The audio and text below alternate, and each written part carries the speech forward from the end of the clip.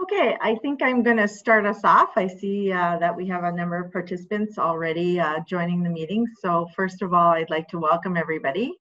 The meeting today is being presented by the Ministry of Economic Development, Job Creation and Trade. The Ontario government has graciously offered once again to bring us a seminar that we hope will help you during the time of COVID. Joining us today will be Stephen Karpenko. He has over 15 years of experience, and you might recognize him from our last event that we did with him. He's been working with small and medium-sized businesses on leaning out their operations and managing through challenging financial times. And we know that COVID has brought to us many challenges and many changes in how we do business. Through his experience with economic development and commercial banking, Stephen has gained extensive knowledge in supply chain viability, business analytics, and enterprise scale-up. So we're happy to welcome him. And then also we're happy to welcome Rafael Varga from the ministry.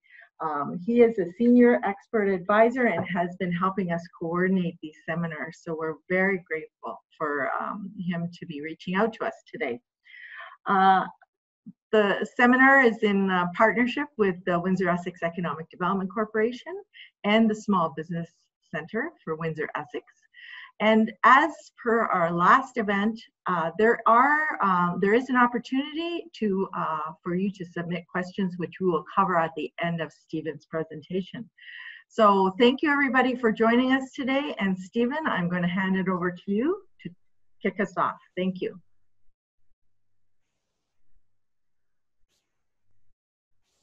Thank you very much, Lee, and really great to be back, everyone. And for those who are entering phase 3 today, that's great news. And hopefully the presentation today will give you that information. And I think the goal for everyone is if you can take away one idea or two ideas that help you, whether it's restore confidence or give you an idea in terms of a pivot that will restore the traffic into your business and revenue, then we've achieved our goal. So there's a lot of information today, but I'll just progress through it and take notes, if you will, and we'll be able to share the presentation in a recording afterwards. So anything that you missed, don't worry, you'll be able to go back and review it. So let's get started.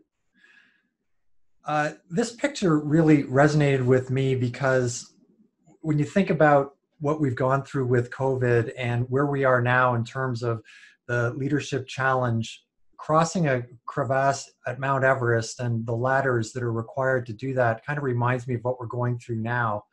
In the past, maybe I would have used an example of a gymnast on a balance beam or a race car on a road course. But the difference between that and what we're experiencing now is with the balance beam, you can lower the beam and practice in kind of a risk-free environment and get better. Granted, the competitive environment and the skills and the challenge of developing skill is very high, as it is in car racing, but that road doesn't shift and it's still paved, and you can slow down your speed until you master the corners and gain confidence. But when you're crossing a crevasse in Mount Everest, there really isn't the opportunity to practice. It really brings up sort of the leadership concepts that we're talking about for today's environment. And number one is having a goal. And when you're climbing a mountain like Everest, there's the long-term goal, which is getting to the top. But really, it's the short-term goals that dominate. And the one we see here is just getting to the other side. And that's it. And literally kind of a life and death type of challenge, which requires the commitment to say, I can do this, and I'm going to take those first steps. And then the courage to actually take the step. And it must be huge and I haven't done this, but I just imagine the trepidation and that ladder, when you step on it, it reacts and it's going to shift and it's going to bend and it's not going to be secure underfoot. So you kind of have that lack of real life practice plus the fear factor of stepping out onto the ladder. And that really requires courage and then focus to stay on track and to stay on the ladder, and the stamina to actually take one step after the other and get to the other side. And then the leadership, which is required because mountain climbing is a team effort, as is running any business, to have the team follow you into the next step and to be able to take their own first steps and to muster that courage to kind of bring it every day. And so I really thought that that really resonated with me as far as what we're going through now. So once leaders, and if you're the CEO or the owner of a business, large or small, you are the leader. Once leaders decide what to do, they must act with resolve. Visible decisiveness not only builds the organization's confidence in leaders, it also motivates the network of teams to sustain its search for solutions to the challenges that the organization faces. So there's a couple of concepts in here. One is visible decisiveness, and sometimes we call that leading from the front, and versus kind of being in the background and making decisions and letting the team execute. I think in today's environment, and everyone's probably been doing it already for a number of months, which is to be visible to the team, be visible to your customers, and have that kind of follow me mentality, and we can do this, and really leading from the front and being visible.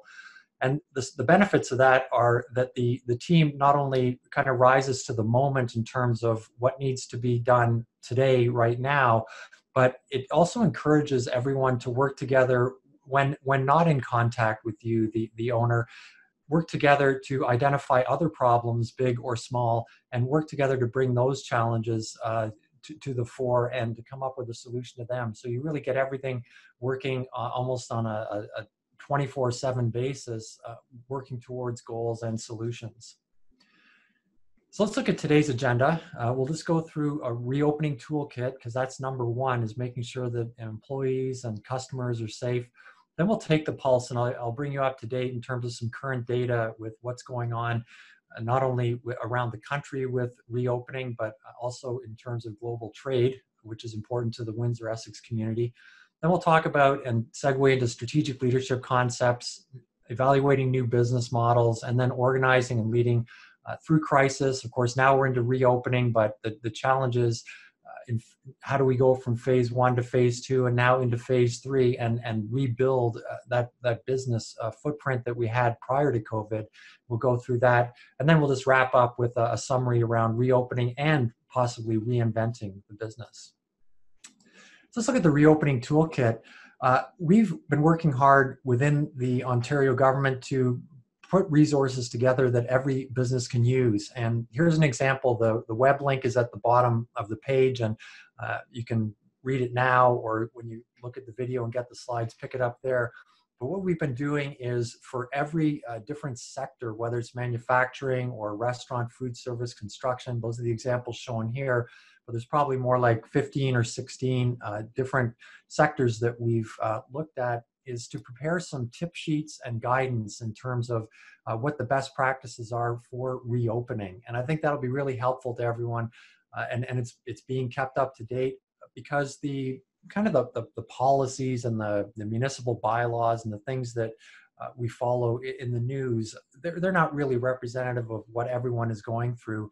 It's really the other details that if something is available, whether it's PPE recommendations or whatever, that those are captured. And so in these sections, you'll have access to each of those guidance. We've also produced a number of workplace posters, which really would help you just literally pick the ones you think you need, print them off, and then put them around the workplace. And what you'd be doing then is trying to reinforce those habits, whether it's cleaning tools before and after every use, conducting meeting outdoors, washing hands, etc. Again, there's probably 24 different posters and different messages that you would be able to put around the workplace and start to reinforce those day-to-day, hour-by-hour good habits and best practices, so that everyone can start to feel more comfortable and open their mind and start devoting energy to some of the bigger picture challenges that we've been experiencing and will continue to experience.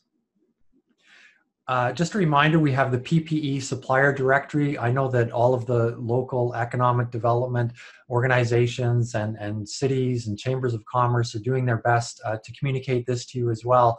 But we have, as a government, as a ministry in economic development, job creation, and trade, we have been issuing purchase orders to companies who've qualified for to be suppliers of PPE across the province. And it has two objectives. One is to kind of guarantee our source of supply for PPE, not just now, but into the future, should there be a second wave or a year, 2 years, 5 years from now, that we have that source of supply, but also to make it easier right now for companies to find PPE.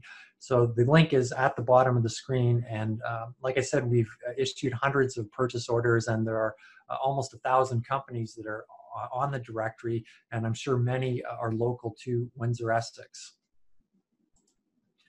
Finally, the Canadian Business Resilience Network has published what I would call their checklist. And this is a simple, here's what we need today. Again, reopening toolkit. What do we need to have in place right now in order that we can move on to the bigger challenges? And one thing is just really updating any health and safety plans or operations documents that you have in your shop, whether you're manufacturer, retailer, things that really are the policies that you would like to see followed or that must be followed, and make sure that those are updated and documented and communicated. And on the notion of personal protective equipment, if anything is required, that you make sure that everyone has access to it, easy access. Continuing to access government financial supports, those are changing. Some things are kind of winding down, and then others are being extended, being replaced. And if you haven't already, staying on top of that and being part of that, because I think that a company, a business, especially those that have been harder hit, really needs to draw on all the resources that are available. And part of that is grant-based financing and program financing, as well as access to debt and capital refinancing. And then making sure that services are in place, such as childcare and other supports that would be required in the workplace. That's really a summary of the reopening toolkit, kind of day one, if you haven't done it already, to just go back through the checklist and make sure that things are in place. I had a question about video conferencing and what platforms would we recommend. And there are, if you Google video conferencing solutions, you'll get literally hundreds of results, and it can be a little bit confusing in terms of which ones to license or to select. And what I've got here in the top right quadrant are the what we would call the leaders, and on the left side is a list of them. So Zoom, I think we're all familiar with Zoom. WebEx is something that WindsorEssex Economic Development has a license for. Microsoft with their Teams platform, Citrix with LogMeIn, formerly GoToMeeting, Adobe Connect, Google Hangouts, and then kind of a BlueJeans, which is a lesser known platform, but equally as strong and been around for a while. And they can all be acquired for $500 to $1,000 over the course of the year. That's what I would budget. It may come in less. If you're a smaller business, Zoom for free is probably going to meet all of your needs for meetings that are under 40 minutes long and around, I guess, less than 100 attendees. It's free, and that will meet the needs of pretty much 80%. And for the others, it's not as expensive as we think, and worthwhile certainly to be able to conduct those virtual meetings, especially with your sales force and people who are working from home, the remote workers, and keeping your communication levels high rather than worrying about which platform. If Zoom is a great entry-level, get started type of solution. In terms of taking the pulse, where are we at right now? Here's some up-to-date data as of August the 5th, what's going around happening in the country. So 63% of businesses report that they're fully open, 34% partially open. Obviously, when you take the whole country into account, we now have everyone just entering into phase 3. And then 3% are fully closed. And of that 3%, I mean, there's a certain amount of attrition that happens naturally in the small and medium-sized company community across the country, and 3% being fully closed, that's not a bad number actually, it's kind of staying on the national average. And of those that are open, moving to the second point, 72% are making more than half of normal sales. And that's a good news story. It's up from 59% just about a month ago. So things are trending in the right direction. And for those who are just entering into phase 3 reopening, hopefully you experience the same thing, which is once people get more comfortable, that that number will start to go up for you as well. And I guess the other side of it, as far as making only half of normal sales is that if you're in the product resale, retail environment, food services, that kind of thing, that you're just barely making your cost of goods at that level of revenue. And that puts a lot of pressure in terms of overheads. And certainly, hopefully through your business model, you'll be able to bump up that bottom line and maybe have some ideas in terms of reallocating resources. But again, wanting to and hoping that the more and more businesses approach that more than half. And as you can see, 26% are at or above normal sales versus 23% a month ago. And so those companies are doing very well, and they're in sectors that were less affected. Probably the Main Street business, the service sector, and retail, restaurants were hit the hardest, but there's also some good news there. And we've seen with patio extensions in Toronto, which is my hometown, a lot more people being able to go out. And now that they can eat inside with maybe using half the space, but with the extension of the outdoor, certainly for the remainder of the summer and into the fall, that gives people an opportunity to go out and allows you as businesses to market to those customers and get them back to visit you and spend some money. Merchandise trade, I've been asked about that as well. So in terms of presenting that, you can see the number 1 and 2, and that's the last time we had a major kind of economic collapse back in 2008. And you can see the recovery curve there, the blue line, how it dipped down and came back. And if you look at the timeline on the bottom axis, you can see that it took about 2 years for the recovery to take place. And that's actually the optimistic scenario in terms of when you go over to the right, the green line, number 3, that optimistically 2.5 years to come back in terms of where we were at the beginning of COVID. And then the red line is the pessimistic scenario, which kind of represents a 30% drop in world merchandise trade, and then bouncing back more slowly and kind of at a different lower rate of growth. So somewhere in between there is probably reality, but that's what the World Trade Organization is forecasting in terms of the range of scenarios and what we can expect in terms of overall merchandise trade volume. North America and Asia will be hit hardest, and I think that's just barely so that's a function of the sheer size of the markets, the United States and China, experiencing nearly double-digit declines in trade volumes. Of course, those are also the 2 regions that are working hardest to come back in terms of getting to that scenario where maybe in 2 years we're back to where we were. So time will tell. Trade will decline steeper where the complexity of the value chain, and certainly with WindsorEssex and the focus on automotive and the automotive sector and supply chain, mold making, etc., that with those integrated supply chains where there's a hiccup kind of up the stream, that certainly gets felt and magnified in the downstream supply chain. And that might take a little bit longer to sort out. And the same goes for electronics. But again, hopefully with innovation and new business models, new approaches, different approach to maybe keeping inventory build up within the supply chain in order to get over a hiccup, hopefully that will start to prevail and bring us back to a new normal.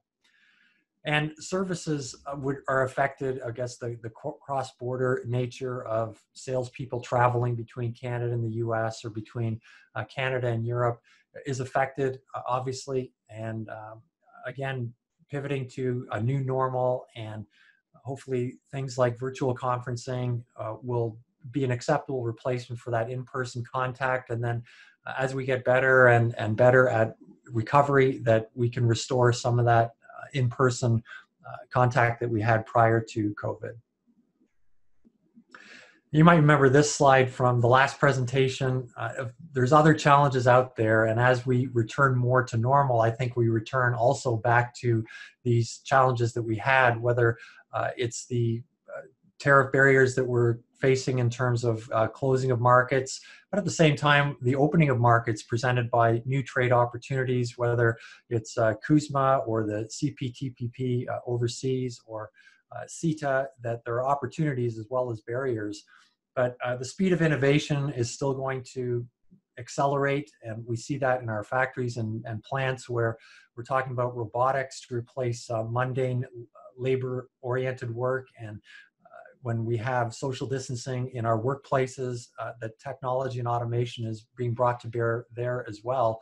And that also is a function of the attracting and retaining talent. Maybe we can use technology to alleviate some of the burden we've had in terms of finding skilled people, and leaning maybe a little bit more on the colleges and universities in terms of the HR and labor programs that are being developed right now, and rolling that into our businesses. And then consolidation, larger competitors, we see that we're taking advantage of picking up cheaper companies that maybe are experiencing difficulty being put up for sale, and big competitors consolidating their strength. And then on the other side of that is the stability of financial markets and the tightening of credit conditions. So even though interest rates may be as low as they've been historically, that doesn't mean it's easier to get a loan. It may actually become more difficult as banks and lenders perceive more risk in the marketplace. So those challenges, as we kind of get back to our new normal or our old normal, that we still have those kind of macroeconomic variables in play. So let's switch the topic a little bit now to strategic leadership and things that you can use today in your businesses as we reopen.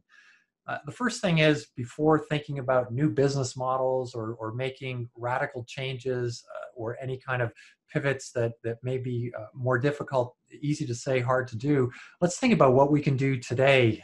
And a lot of it is a leadership challenge in that refocusing the company and just encouraging workers and employees and ourselves, giving yourself a pat on the back and just saying, hey, we're doing good work here. It's valuable work that we're doing, and let's keep going and let's stay the course. And just that refocusing can be worth a ton.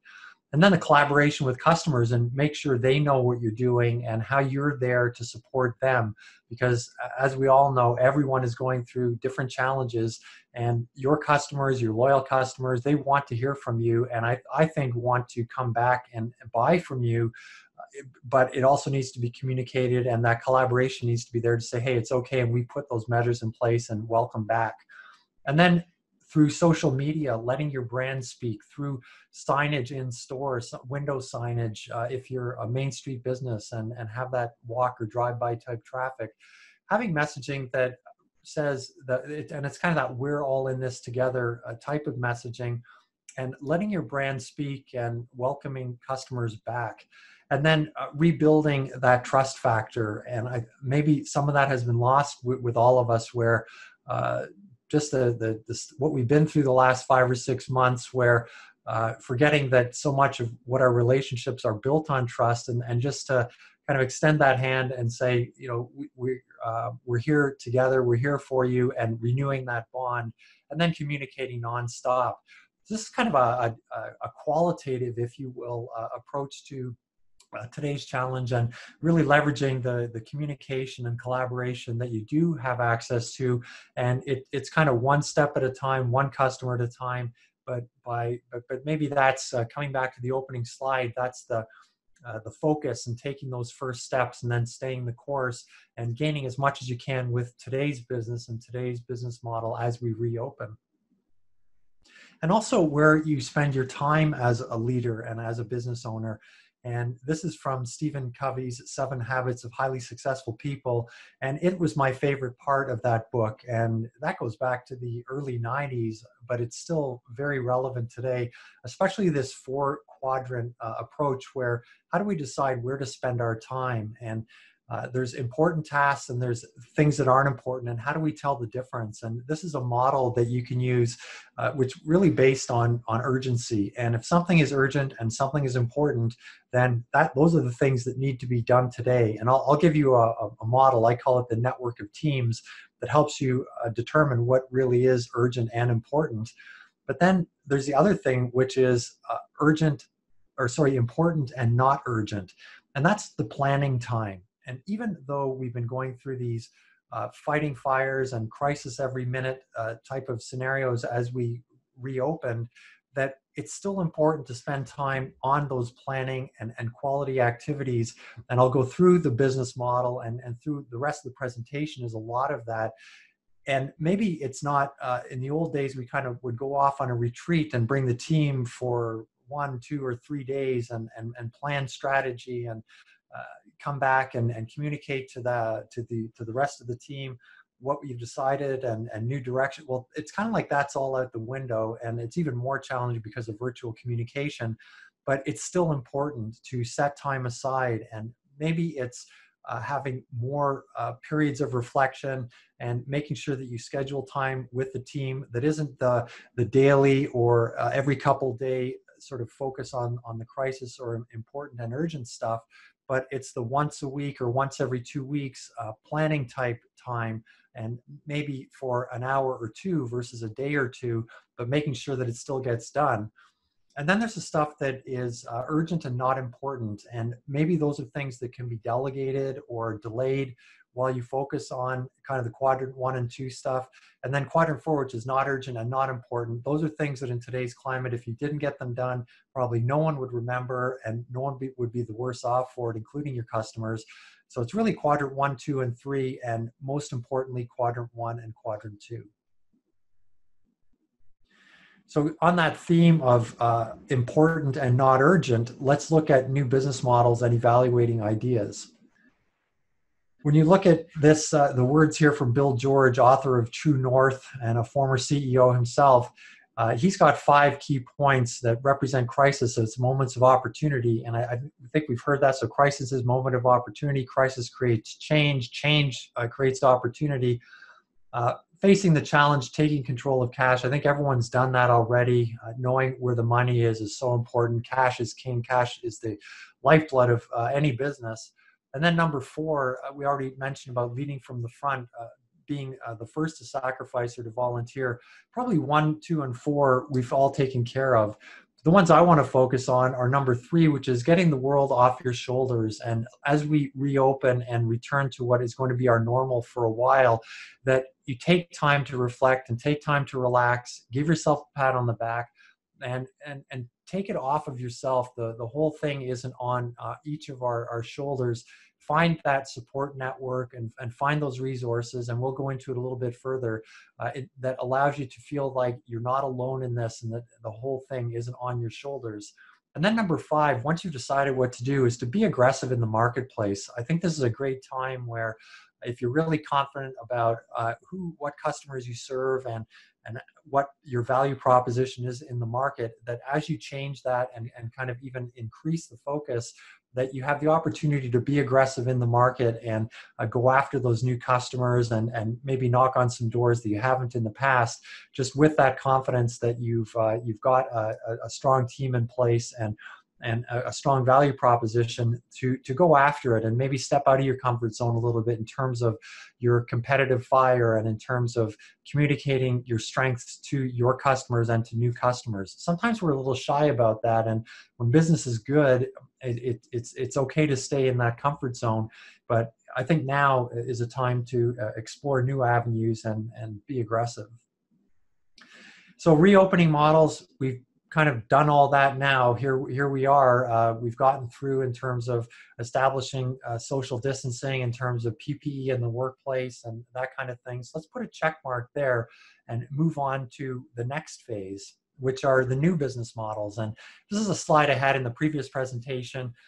We're not going to just immediately have self-service grocery stores, and planes aren't retrofitting their seating inside. We've seen we're now wearing masks as mandatory is kind of where the airline and travel industry is, taking temperatures, screening at points of destination. But they will start to reinvent as we start to things start to pick up. Then everyone will be saying, how can we innovate further? How can we get our old customer base and old customer numbers up to what they were before? So we'll start to see those more radical business models, especially by larger providers as we go forward. And then on the bottom right, things like innovation within the factory, whether it's smart manufacturing, putting sensors on lines, the industrial Internet of Things. There are some lower cost on-ramps for that, and organizations like MTech Hub in the Kitchener-Waterloo region, Burlington, are providing low-cost $2,000 to get some basic sensor-driven data for decision-making and kind of automated watching of the plant in order to save money. And that's just going to continue to grow and grow. That's the new business model world. And the tool that I use and that I recommend people explore is what's called the business model canvas from a company called Strategizer. And here it is in front of you, the different elements, and it's 9 different sections. And the first is your value proposition. What is it that makes you unique? What is it that makes you different? What is it that you've established your competitiveness on? The second key grouping is down the middle, which are your strategic focus in terms of your customer segments and the demographics, the key partnerships and key resources, financial and other assets that you brought to bear. And then that translates into more specifically which customer relationships and channels, whether it's e-commerce, retail, business to business, selling direct ship, what sort of channels have you adopted and how does that translate into revenue streams? And then on the cost side, how are you, what is your cost structure in order to support delivery of that revenue? What investments do you have to make? What are you negotiating with suppliers in terms of your cost of goods? And then what's your action plan and key activities around that? So those are the main areas of the business model canvas. And you'll have access to the slides. You can go over it if you haven't already, because I introduced this in the previous presentation. But the fact is that in today's environment, it's not about redoing the whole thing. It's really about evaluating where we're at, where are our strengths, what's working and what's not working, and then pivoting towards the things that aren't working with some sort of new approach that can give you new footing and new confidence and allow you to be aggressive and go after business. So if you were to work on this with your team, to look at the different boxes and put a check mark around the things that are working. So in this case, the business feels they're well established in terms of what general market segments or customer segments they're going after, who the key partnerships that have already been created, and what key resources, banking relationships, maybe status of the plant, very solid lease agreement or newly renegotiated lease. And then customer relationships are strong, a good loyal base or a loyal base that you're bringing back and opportunities with new customers. You might have put a check mark next to all of those things. And I would say for the time being, set those aside, but then look at the things that have been disrupted. And what we typically have seen is what we call channel disruption. And I'll give you an example. Maybe you're in a lot of restaurants that do cooking on site also went down the road of catering, and they did local catering, whether it was for corporate meetings, business events, sporting events, what have you, that they had a catering channel as well as their walk-in restaurant. Well, that obviously was severely disrupted in the sense that with people working from home and not having group events, that catering would have gone out the window. So that would kind of be a big challenge, and that would get an X in terms of, okay, how do we reestablish our channels or refocus in order to rejuvenate business? And obviously that would have to be communicated in terms of a value proposition. So if we no longer have access to catering in terms of groups, is there something we can do with much smaller groups, or maybe it's household based, and that becomes a value proposition. And that might translate into a marketing message along the lines of office catering just for you at home, and that kind of thing that goes beyond the Uber Eats where you're just delivering one-offs, and maybe bring something more in terms of a catered approach. Again, these are just my ideas, kind of providing an example, and everyone has their own. But as you look at your channel disruption, you also need to go back and look at your value proposition, because you will be creating something unique out of that as you move forward. And then how does that translate into my revenue stream? So now that I'm doing something a little bit different, does that provide the increased revenue that I need to support the cost structure that I have? And maybe you're going to incur more or different costs as you rejuvenate your channels and your value proposition. And then of course your key activities. What do I have to get done? So in summary, when you're looking at this business model canvas, using it as a tool to stay current with the things that are going right, and then to identify the things where you need to do some work and address the disruption, and then to look at your costs and create an action plan around that. And you're going to have a version of this if you want to reflect on where did we come from, where were we pre-COVID, where are we now, and where are we going. I think that's also a healthy part of the exercise, is really to kind of pull through and set that sense of direction going forward, so that you can extend your goals from being just weekly and monthly to getting to that quarterly goal, and maybe even beyond that, where you're taking on a loan or looking at new asset acquisition in order to grow your business. And that's going to be your post-COVID growth model. But it's all around this business model and creating new ideas out of it. And we do use that expression, adding value. What does that mean? And here's a chart, another way of looking at it, where typically we have suppliers, they provide something, we do something, we provide an output, and that's what our customers buy. And that's what we mean by adding value. It's our processes. What do we do with what we are provided by our suppliers? How do we change it and make it better, make it more efficient, make it more valuable, and then pass on to our customers with obviously a markup that represents our revenue and gross profit. That without that value add, the risk is that the suppliers can then source and ship directly to your customers. And we see some of that, and that's part of the channel disruption.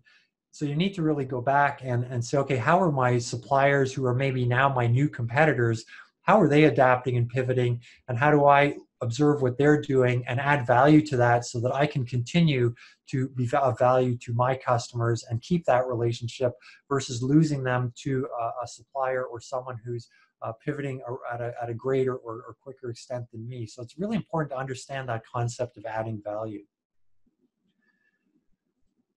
Now, I've talked about a lot of things that are going to be the notion of creating new ideas, or these things I've called pivots. And one way to evaluate them, and here's an example of what I call a test card, and this comes from Testing Business Ideas from David Bland.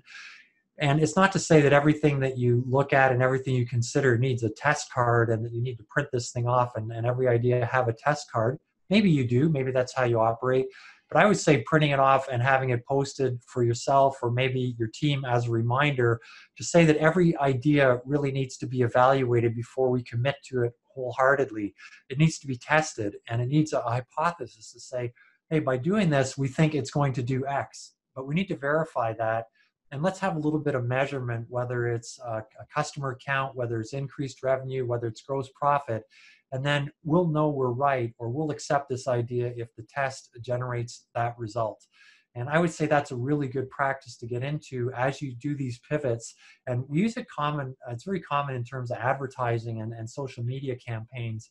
And anyone who's done Facebook advertising or Google ads, and where you're doing A/B testing, where you're trying more than one ad and seeing which one is the best, and then you go with that one, and then you try another one and see which one is the best. And to almost create through this testing, almost a competing going forward and seeing what's better, and almost a continuous improvement process. And this test card is a way of kind of informing or creating a discipline around that. And you want to make sure you're testing incrementally, that you're seeking input, whether it's internally from your team, from customers. You want to manage your risk. And most importantly, you want to be agile, that if that first test doesn't work out, you can quickly switch to a plan B and continue. And your continuous improvement becomes smaller projects more frequently. But by doing that incrementally, you get to the long-term goal with a little bit more lower risk and also higher upside. So now let's go through some of the leadership that's required for that. And I used this expression before, a network of teams. And what I'm going to outline is what I would say are four main things that as you go into reopening, you want to keep a pulse on. And just like an org chart where people have different responsibilities, I would say these are four key areas that you should be assigning, you might be you might be the business, is to make sure that on a daily basis you're checking in on these three things. And the first thing is making sure that your workforce and customer, the PPE side, the basic stuff, going back to that reopening plan at the beginning of the presentation, that those things are in place. And that's number one. And making sure that you can check in on that at any time, whether it's pick up the phone, have a quick Zoom meeting. Hey, where are we at? And have things changed? And are we conforming on a go forward day-by-day basis? The second thing is supply chain stabilization. And I mentioned that disruptions upstream can really have an impact downstream. So making sure that you have identified who's in charge of those supply chain issues, that you can, again, at the drop of a hat, check in and say, where are we at? Is there a problem? What's our solution? Do we have an idea? And when is that going to happen? That you can do that very quickly, and that it doesn't require a bunch of meetings, that's an identified area of responsibility. The third is customer engagement. Are you making sure that your customers are satisfied, especially as you pivot to new things, coming back to that A/B testing, that you have an ability to be agile, get the feedback you need, and keep those customers happy, because without customers, we don't have a business. And then the fourth thing is the financial stress testing. And that comes back to the cash flow management, cash is king, making sure you know where the money is. That without that, and if you slip on the financial part, or if you need money and you're not preparing for having that loan or being able to pay it back, that you lose out on that opportunity. So these are the four areas that I would say. And if you're a larger organization, you might have a team or a sub team who has responsibility for each. And if you're smaller, just making sure that everyone knows who has the responsibility and accountability for these things. And the reason for all of this is because we're making decisions under uncertainty, and more frequent decisions, they may be in a way smaller, but at the same time, using that ripple effect analogy, that things that we do and decide today can have a bigger impact down the road. So we're in this discover or problem identification, deciding what to do, designing a solution, and then executing. We're in this constant cycle. And amidst this uncertainty and frequency, we really need to kind of reinforce the behaviors and best practices that I've talked about, in order that we can keep that forward focus and that looking forward, coming back to the picture of Everest, and keeping those feet on the ladder, because there really isn't a lot of margin for error on either side. And by having these best practices in place and the confidence that comes with it in terms of leadership, that we can be in this decision-making cycle and just have confidence that we've done our best, that we've made the best decision that we've had with the information we've had, and that we now go forward and we keep our focus forward rather than second guessing and looking backwards. So we're pausing to assess, we're anticipating, and then we're taking action. And a tool, a decision-making framework for this, and this again is like the idea evaluation scorecard that I showed. It's not so much that you have things written down all the time, but so much that you maybe do print this out, but you really have this framework, and for every option that you're considering, to make sure that you know what the benefits are, you know what the costs are, and you know what the risks are. And if there is risk, can the risk be mitigated and lowered in order that you can gain the benefit at the cost that you anticipate? And if you're going through that cycle and have this as a best practice and kind of teach this throughout your team, that you'll have much higher quality decision making than if things are based on gut feel. And so I really encourage, again, this could be something, maybe this is a workplace message that you post around in strategic locations, to say, have you considered benefits, cost, and risk before you actually go ahead and make a decision? And the final tool I'd like to present is what's called the Racky Model. And I won't go through all the text here, but the R is responsible, who's accountable, who's consulted, before decisions made, and then who's informed of the decision.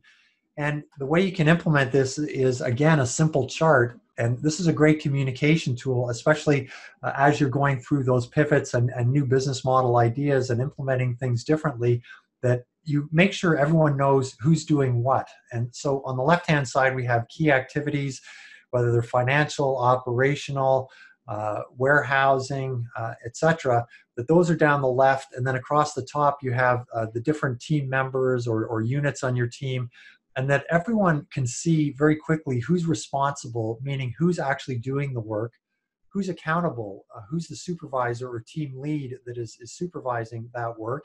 And that may be the same person. You may be small enough that you don't have team leads or unit supervisors, but certainly everyone knows the responsible and accountable party. And then who needs to be consulted? Because the worst thing that anyone wants to do is to make a decision or change something, and then having forgot to consult the person who really needs to know.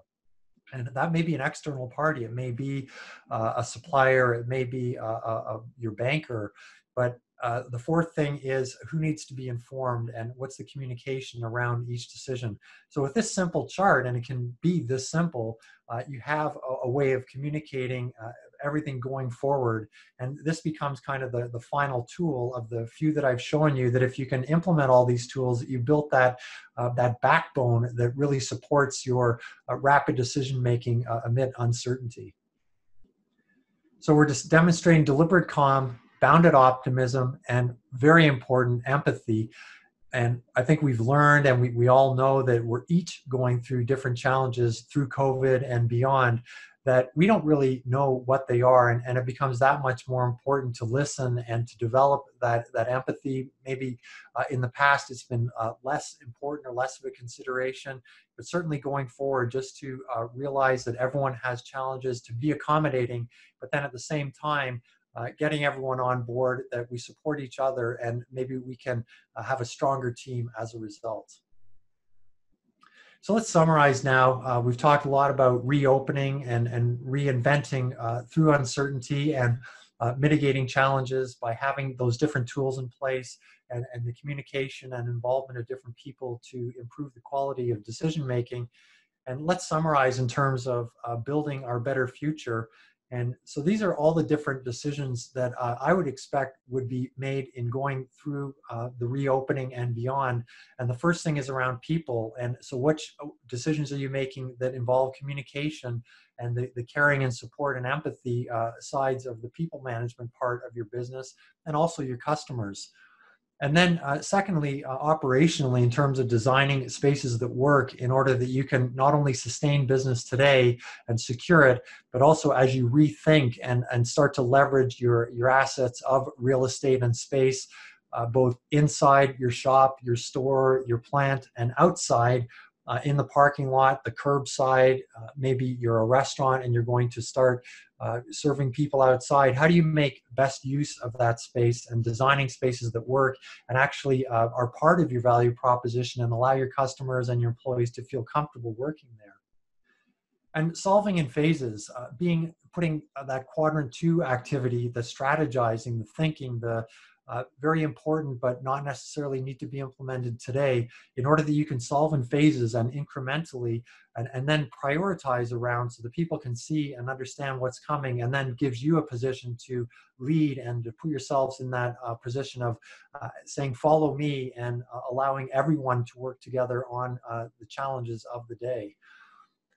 Committing to elastic costs, meaning that you're, as you can imagine, and I had a question mark on the business model canvas, your cost structure, it could change, hopefully not day to day, but certainly as you maybe reconsider different suppliers, as you maybe start to bulk up a little bit in terms of inventory to solve your own supply chain hiccups and have some safety stock.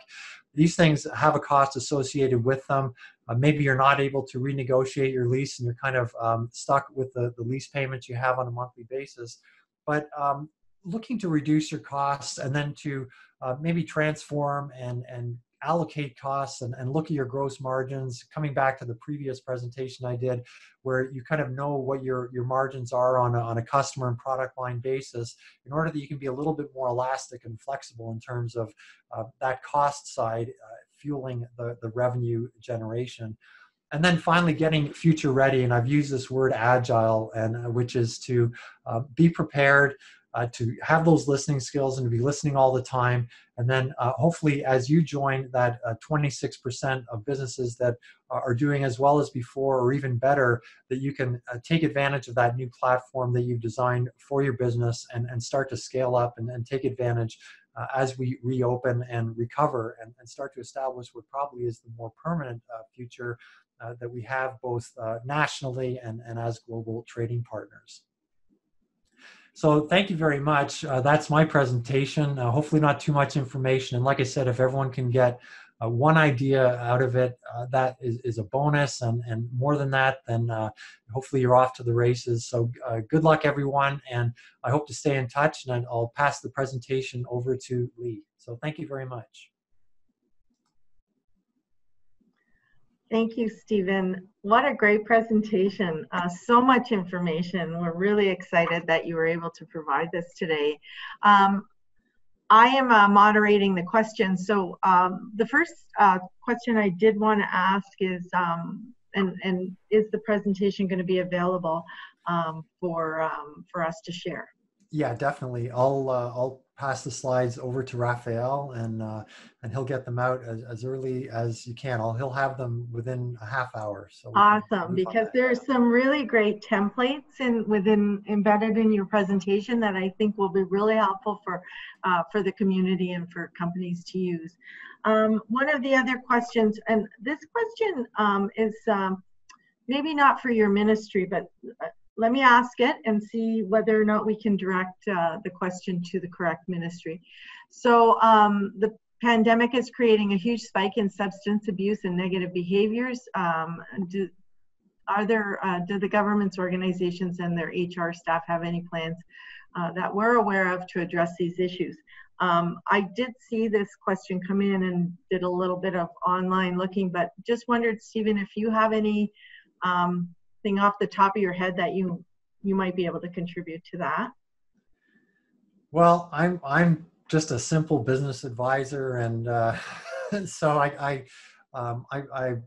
feel for everyone, and I'm in Toronto, and certainly we see that, and I know that our Toronto public health is doing the best, and it's a crisis that and has so many different dimensions to it that I think I'd be way over my head thinking that I have anything even close to solutions or recommendations, but maybe there is some we can work together on and tap into those parts of the government. We're vast and the reach is everywhere, and hopefully we can bring that and say that that's part of our, not just our social recovery, but also our economic recovery going forward. For sure, I think it's a pertinent question. I do know, and we'll reach out individually to the question, the person who asked the question.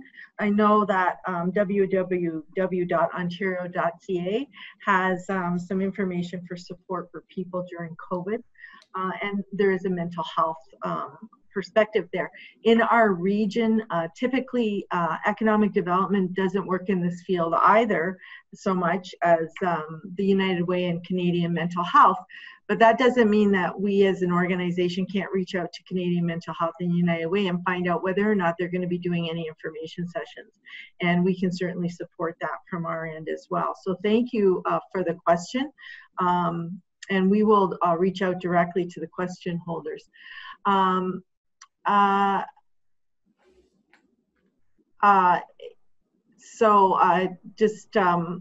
That was the only other questions that I had. And every time you present, I can't believe how much information there's presented, and we really appreciate, Stephen, that you take time to do this specifically for our region and in partnership with us. And at this moment, I'm going to hand it over to Raphael for the closing, and thank you again, Raphael and Stephen from the Windsor-Essex Economic Development Corporation and the Small Business Centre. Lee, thank you very much. Stephen, great presentation, and I think we can take, as Lee mentioned before, the Canvas model is something that really helps businesses readjust to all these new things, but nothing else that to mention that the Ontario government developed a decision tool to safely guide schools reopening, and who's going back to a full week or 3-day presence or 2 days online with policies and procedures, facilities and supplies and education and training needed to safe or reopen schools. So right now it is really hard to visualize a more important issue than the safety of the school children, I would say, during the pandemic, as is often the case with an emergent infection. the data needed to make the policy decision about a school reopening. The many benefits that we can see in personal learning for children are clear and include not only academic progress, but also positive effects on social, emotional skills, mental health. And it's the same thing that I will say for businesses, the one-on-one meetings to open doors and closing deals with potential clients. It's a new way, a new challenge. We had to learn to do business in a completely different way.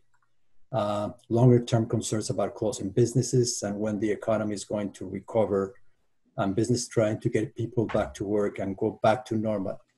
But public confidence and public health decision makers also need to be considered in this. Although the current pandemic disrupted the daily lives of many, many Canadians, in ways I would say not even seen since the 1918 when we had the influenza pandemic. That makes us think, I will say, of future emergencies in which even more rapid and drastic decisions may need to be made to keep your business running. During the COVID response, the greatest challenge, I will say, to the public, as Stephen mentioned, was developing a toolkit for different sectors and the main challenges for those sectors to reopen. With the help of experts, we recognize that these decisions during the public health emergency require careful consideration and the risk, of course, and benefits when you are opening or reopen your business. Available data must be rapidly, I will say, analyzed, interpreted within your business. And the same thing applied to every single business trying to get back even when they don't have this data or the guide decision to make are incomplete or unavailable. These decisions are often guided by the model or the modeling, like Stephen show us the canvas and all the efforts and all the things that we have all these to back to business. And it's also including this is the individuals working in your business that they provide this input, even from their professional backgrounds or they from different organizations that this data becomes available. So guidance needs to be adapted to your businesses to incorporate to this new knowledge of doing business. I would like to leave you with this quote from David Garvin and Michael Roberto. Decision-making is arguably the most important job of the senior executive and one of the easiest to get it wrong. It doesn't have to be that way if you look at the process in a whole new light. I love that really quote. Again, I would like to thank you, the WindsorEssex Economic Development and the Small Business Centre for hosting this webinar. And please stay tuned for future events. And we at the ministry, we're here to help. And of course, Lee, thank you very much again for having us and for this webinar. Thank you both. We really enjoyed it. It was a great webinar. Thank you. Have a good day. You too. Stay Thank you very safe. much. Thank you.